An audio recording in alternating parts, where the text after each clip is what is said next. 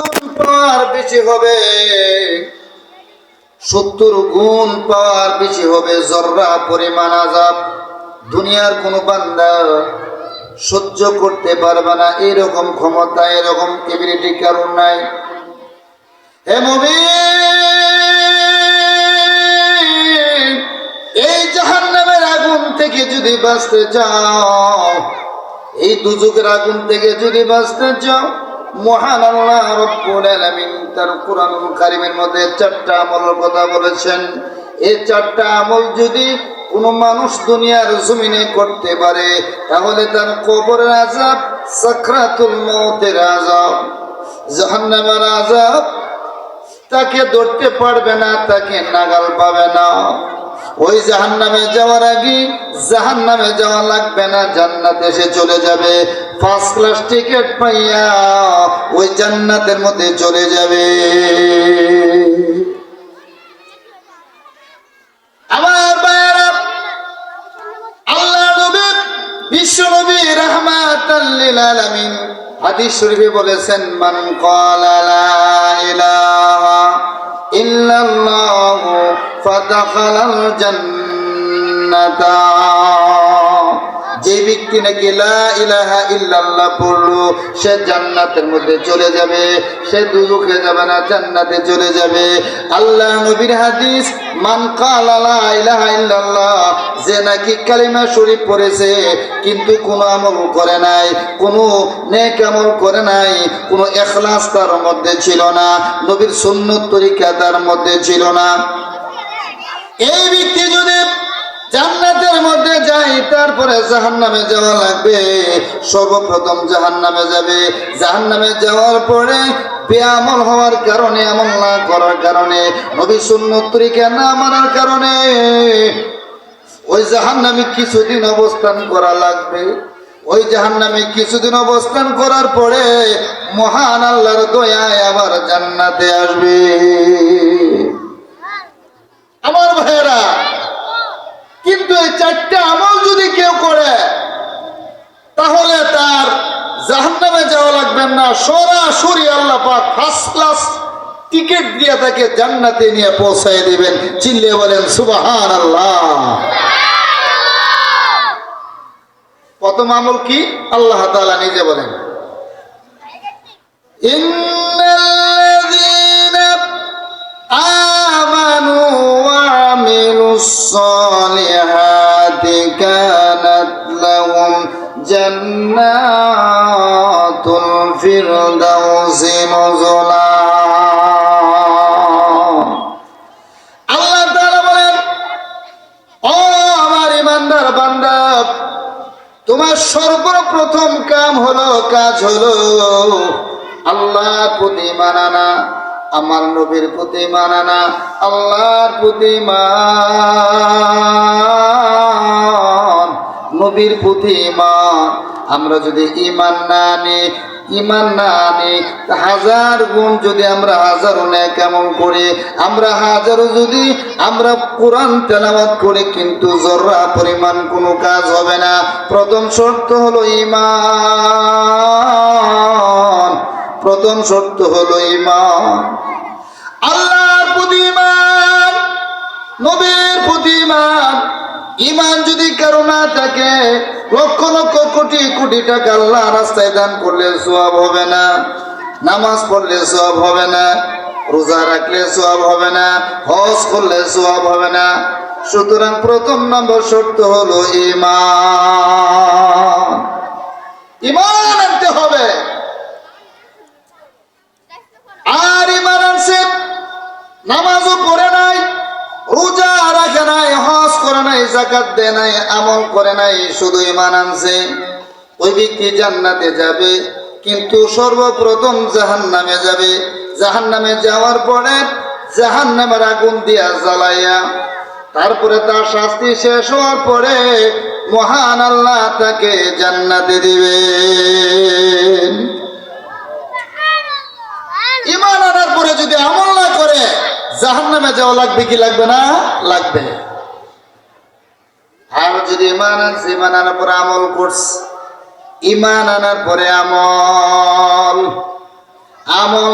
প্রথম আমল হলো নামাজ, 5 ওয়াক্ত নামাজ। এ মুমিন, এই 5 ওয়াক্ত নামাজ যদি কোনো বান্দা দৈনিক আদায় করে, আমার নবী বিশ্ব নবী রাহমাতাল লিল আলামিন বলেন, এই পৃথিবীতে যা কিছু তরুলতা গাছপালা আছে, এই তরুলতা গাছপালা পোকা মাকড় গুলো 3 অবস্থায় আছে। এক প্রকার আছে মাটিতে শুয়ে আছে, যেমন সাপ বিচ্ছু পোকা মাকড় গুলো মাটির মধ্যে শুয়ে শুয়ে মাটির সাথে পেটটা লাগাইয়া চলে, এগুলি যেন সেজদার মধ্যে আছে। আর কতগুলো মাখলুক আছে, এগুলো রুকুর মধ্যে রুকুর মতন আছে। আবার কতগুলো তরুলতা বৃক্ষলতা আছে, যেগুলো দাঁড়ানো অবস্থা আছে।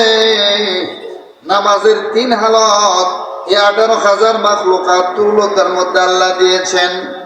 আমার নবীজি বলেন, 5 ওয়াক্ত নামাজ যারা আদায় করবেন, এই 18,000 মাখলুকাত রুকু সিজদা করতেছে, যারা যত রুকু সিজদা করলো, এই সবগুলি সওয়াব ওই 5 ওয়াক্ত নামাজ পড়নেওয়ালার আমল নামার মধ্যে দেওয়া হবে। বলেন সুবহানাল্লাহ। আমার বাপ, ঈমান আনার পরে 2 নাম্বার শর্ত হলো নেক আমল করা, হজ করা, যাকাত দেওয়া, মানুষের সাথে ভালো ব্যবহার করা, তালেবুল ইলমদেরকে সুনজরে দেখা, তালেবুল ইলমের সাথে সম্পর্ক রাখা, মসজিদ মাদ্রাসার সাথে সম্পর্ক রাখা, এগুলো হলো নেক আমল। নেক আমল যদি না করে শুধু ঈমান দিয়া প্রথম শ্রেণীর 1st ক্লাস টিকিট দিয়ে জান্নাতে যাওয়া যাবে না। আমি আমার বাবা সংক্ষিপ্তভাবে আমার কথাগুলি শেষ করে দিচ্ছি। 3 নাম্বার হলো, তুমি যত আমল করবা, এই আমলগুলো করতে হলো নবীর তরিকা লাগবে। একটু জোরে সবাই সুবহানাল্লাহ বলেন। নবীর তরিকা ছাড়া, নবীর তরিকা ছাড়া যত আমলই করো, কোন আমল গ্রান্টেড হবে না, গ্রহণযোগ্য হবে না। আমার বাপ, আমরা গত কিছুদিন পূর্বে শুনেছিলাম ভারত থেকে বাংলাদেশে কতগুলো টাকা ঢুকেছে, টাকা জাল টাকা, 1000 টাকার নোট, জাল নোট। কিন্তু টাকাগুলো এমন যে এটা যে নকল, ধরার মতন কোনো সিস্টেম নাই, কোনো কোয়ালিটি নাই ধরার মতন, সাধারণ মানুষ ধরতে পারবে না। কিন্তু বাংলাদেশের টাকা আর ওই নকল টাকা যে ইন্ডিয়া থেকে পাচার হয়ে বাংলাদেশে ঢুকেছে, ওই টাকার মধ্যে পার্থক্য আছে কিনা নাই বলে? পার্থক্যটা কি? বাংলাদেশ ব্যাংকের একটা সিল, যে টাকার মধ্যে বাংলাদেশ ব্যাংকের সিল আছে, এই টাকা হলো আসল। আর যে টাকার মধ্যে বাংলাদেশের সিল নাই, যদি ওটা দেখতে বাংলাদেশের টাকার চেয়ে আরো সুন্দর, কিন্তু এই টাকার কোনো দাম নাই। আছে কি? কে বলেন দাম আছে? না। আমার ভাইরা, আপনি যত নেক আমল করেন না কেন, যত বড় সওয়াবের কাজ করেন না কেন, আপনার আমলের মধ্যে যদি নবীর সিল না থাকে, বিশ্ব নবী রাহমাতাল লিল আলামিনের যদি সিল না থাকে, নবীর তরিকা না থাকে, আপনার এই আমলের কোনো জররা পরিমাণ আল্লাহর কাছে মূল্য নাই। আমার বাবারা, জররা পরিমাণ আল্লাহর কাছে কোনো মূল্য নাই যদি আপনার এই আমলের মধ্যে নবীর তরিকা না থাকে, নবীর সিল না থাকে। আমার ভাইরা, এই বাংলাদেশে কতগুলো আউল বাউল ফাউল বের হয়েছে, যে আউল বাউল ফাউল ওরা আল্লাহর নবীর তরিকা মানে না, আমার আল্লাহরে মানে না, যেই বাউল আমার আল্লাহরে মানে না, আমার নবীর তরিকা মানে না, এই বাউল আল্লাহর জমিনের নিচে, আল্লাহর জমিনের উপরে, আকাশের নিচে তাদের থাকার কোনো অধিকার নাই। ঠিক কিনা বলে? যেই কুলাঙ্গার, যেই বেয়াদব আল্লাহরে মানে না, আল্লাহর নবীর তরিকা মানে না, এই বেয়াদব আল্লাহর জমিনে তার থাকার কোনো অধিকার নাই। এই জন্য আল্লাহর নবী, বিশ্ব নবী রাহমাতুল লিল আলামিন বলেছেন, ও আমার উম্মতিরা, এমন জমানা আসবে, এমন জমানা আসবে, এমন যুগ আসবে, যে জমানার মধ্যে আমি নবীকে অস্বীকার করবে, নিজেকে খোদা বলে দাবি করবে, নিজেকে নবী বলে দাবি করবে। ওই জমানা আসার পরে ওই দাজ্জালের জমানা নিকটবর্তী হয়ে যাবে। ওই জমানার মধ্যে যারা আমি আল্লাহর নবীর বিরুদ্ধে আচরণ করবে, আমি আল্লাহর বিরুদ্ধে আচরণ করবে, নবীর বিরুদ্ধে আচরণ করবে, তাদেরকে তোমরা হত্যা করবে। হত্যা।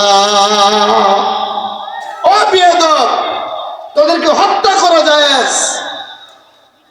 আজকে আল্লাহর জমিনে বসে, যে আল্লাহ জমিন আমাদেরকে দিয়েছেন, আকাশ আমাদের জন্য বানিয়েছেন, কত নাজ নিয়ামত আল্লাহ তাআলা আমাদেরকে দিয়েছেন, এত বড় নাজ নিয়ামত পাওয়ার পরে যে কুলাঙ্গার আল্লাহকে মানবে না, আল্লাহর নবীকে মানবে না, এই কুলাঙ্গার আল্লাহর জমিনে থাকার তার কোনো অধিকার নাই, কোনো অধিকার নাই, কোনো অধিকার নাই। ঠিক কিনা জোরে বলেন?